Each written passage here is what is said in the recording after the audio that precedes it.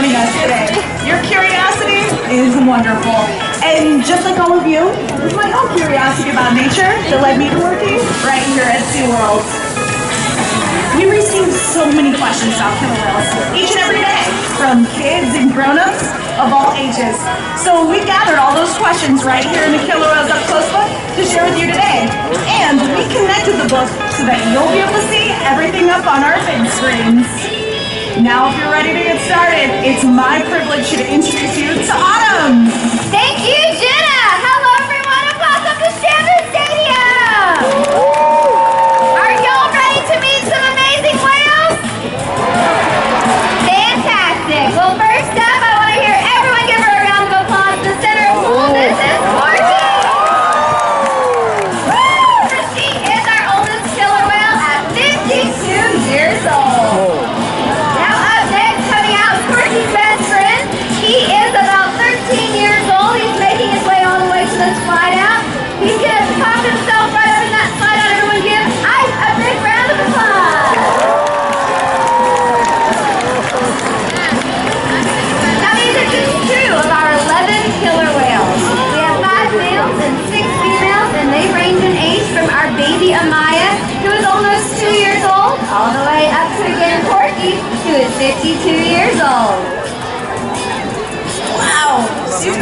how different each whale is, but did you know that there are even bigger differences in the wild?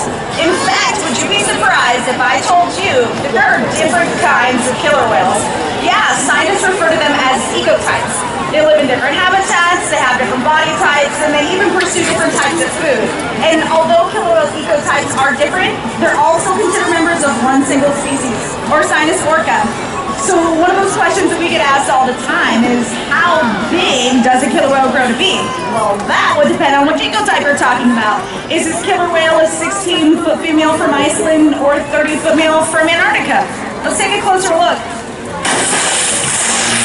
The remarkable thing about killer whales, no matter which whale, is that they are found throughout the global ocean, from the Arctic to the Antarctic, and literally everywhere in between. They are found in so many different habitats and depend on such a variety of marine life for survival that killer whales are more intertwined with the fate of our ocean than any other marine animal.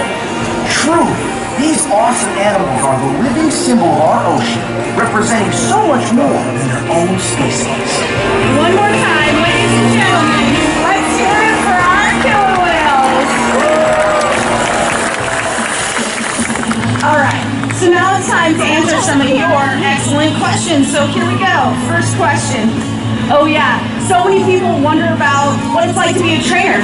In fact, raise your hands out there if any of you have ever wanted to be an animal trainer. Oh, wow. That's a lot of hands. Well, then I think you should meet our dedicated team that interact with our family of whales. On the far end of the stage, we have Mike Biz. On stage, we have Vicky. Once again, I'm Autumn. And working with Corky is Emily. And our trainers are so passionate about what they do here every single day. In fact, that makes me think of another one of your great questions. Do the trainers talk to the whales? I'm going to let you answer that one, Autumn. Well, that is a great question. We may not talk to the whales the way that you and I talk to each other, but we have taught the whales different hand signals that help us to communicate with them. Our ongoing communication is an important part of developing the strong relationship that we have with these whales. And because of this connection, one of the things we're able to do is answer important questions through research. Here at SeaWorld, we have a unique opportunity to conduct research about killer whales, asking important questions that can only be answered in a setting like this. So much of what we learn here is being used to help killer whales in the wild. Of course, there are other questions that can only be explored by studying whales in the ocean. By exploring questions both at SeaWorld and in the wild, our combined research gives all of us a better understanding of killer whales and the places they live. And that's what I call working together. Research flowing in both directions, from our part to the wild and back again. That way, everyone benefits. All right, time for another question, and perfect because this individual wonders why whales jump. Well, I just happened at that emoji. Look.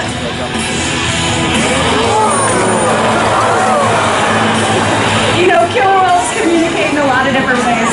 Sometimes they vocalize and sometimes they use their bodies.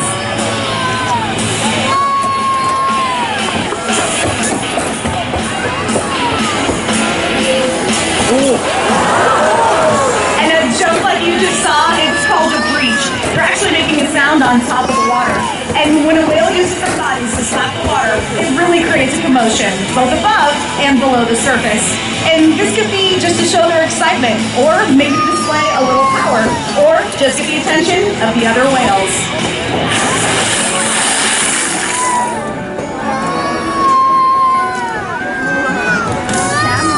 Oh yeah, so some of you might have heard of our Autumn mention our youngest killer whale, Amaya. And our SeaWorld social media fans actually helped us name her. Here at SeaWorld, we're so lucky because we're able to watch newborn killer whales rely on their mothers from everything, from that very first moment of birth. As a calf grows and gains some independence, it is looked after by other whales in the pod too. They help the mother protect the calf, teach it survival skills, and show the calf how to romp and play. Killer whales live in family-like groups known as pods. Like human families, Their pods can range in size from just a handful of whales up to a few dozen. Oh wow, that's a lot of questions. But believe it or not, we get them here every day. We sure do. Killer whales communicate using all sorts of sounds. Let's listen.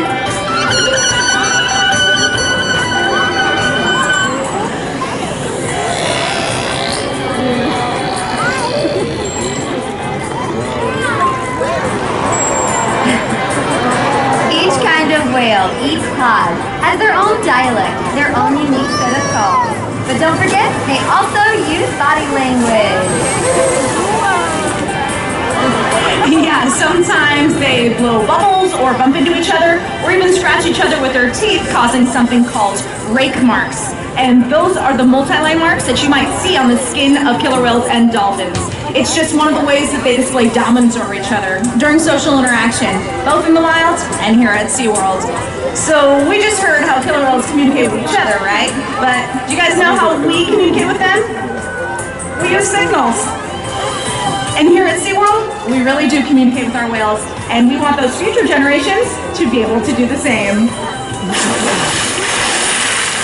All right, guys, up next is my favorite part of the show. We have some new special friends down at the glass that are going to show us how we communicate with the whales using signals just a little bit more. So Shamu, stay and give a big warm welcome to Colton and Nadia. Now, Colton is going to be interacting with trainer Mike and Ikaika. And Nadia is going to be interacting with trainer Emily and our whale Corky. So it looks like they're learning some hand signals here. Oh, Ike's over there razzle-dazzling. Look at that dance. That's amazing. And Corky gave a big tail flute wave to Nadia. Uh-oh, Colton. I think that was a pretty wet signal there. You're getting splashed. And Corky's gonna show off that hula dance over there for Nadia.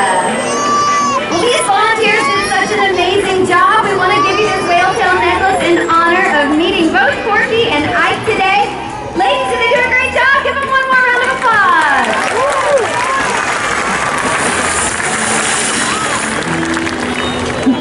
Oh, who takes care of you, Shamu? I love this question because it lets us show all of you how much we really care about these extraordinary animals. So, Autumn, is everyone ready? We sure are. You know, the training we see here today actually allows us to take care of our whales.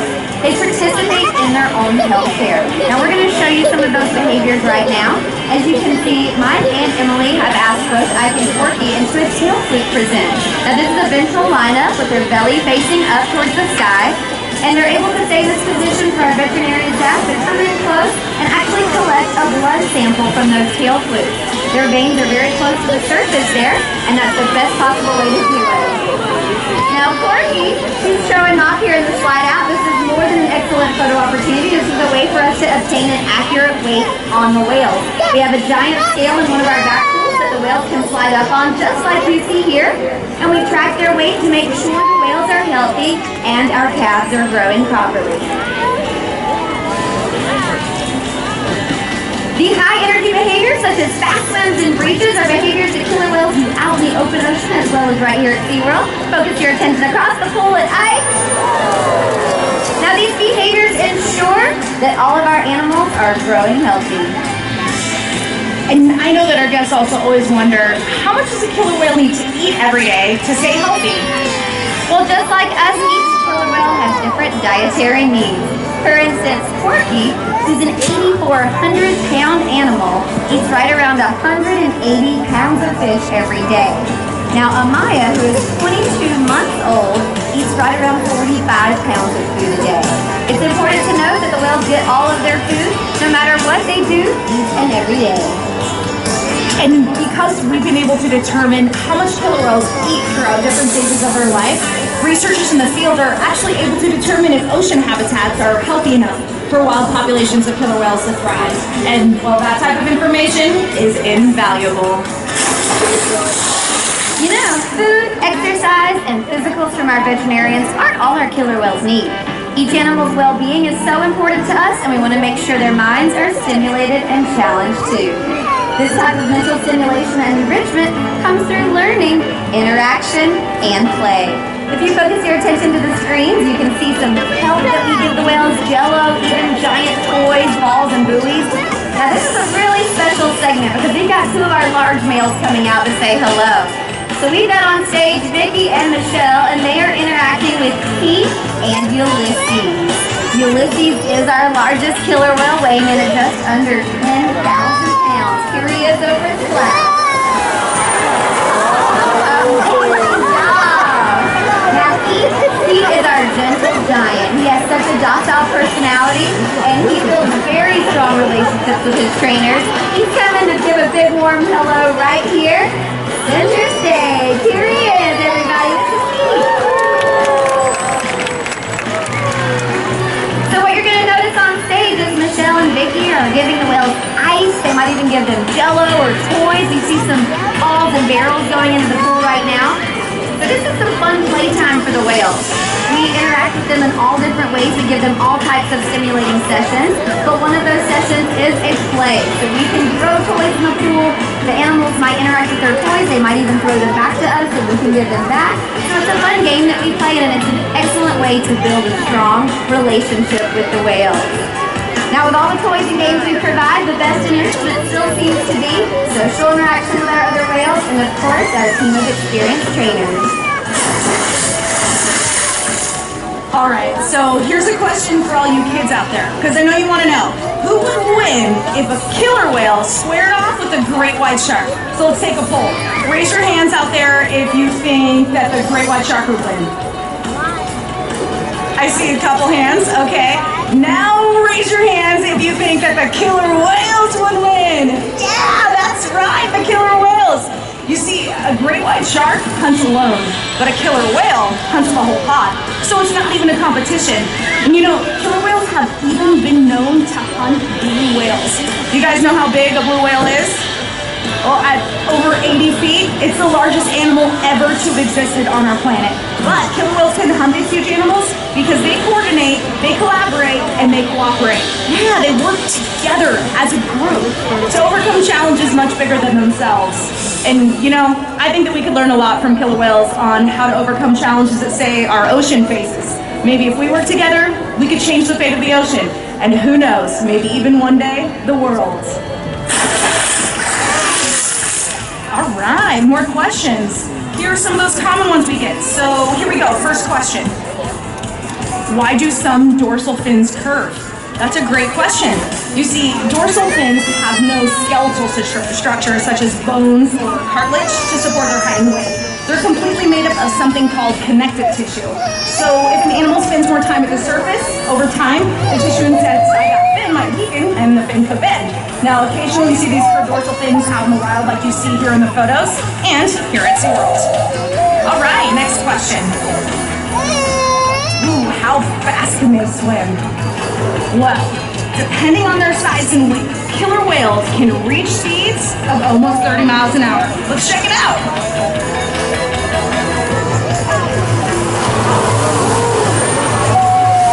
Very impressive. All right, next question. How much water can their tails splash? Well, their tails, or flukes as they're called, are really strong and can fling a whole lot of water about halfway up those stands. So, time for the last question. If all of the whales splashed at once, could they get the whole audience wet? Maybe not the whole audience.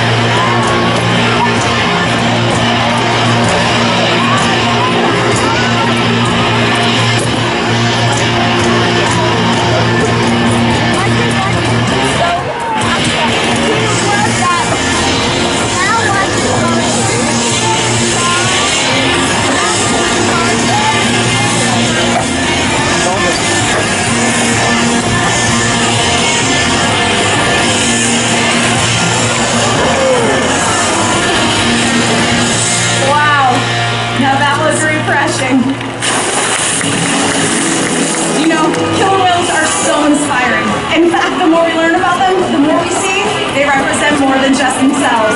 And truly, to better understand the killer whale is to better understand our ocean. So never stop wondering about that natural world around you. And be sure to visit SeaWorldSanDiego.com for your free download of our Killer Whales Up Close book and share it with your family and friends.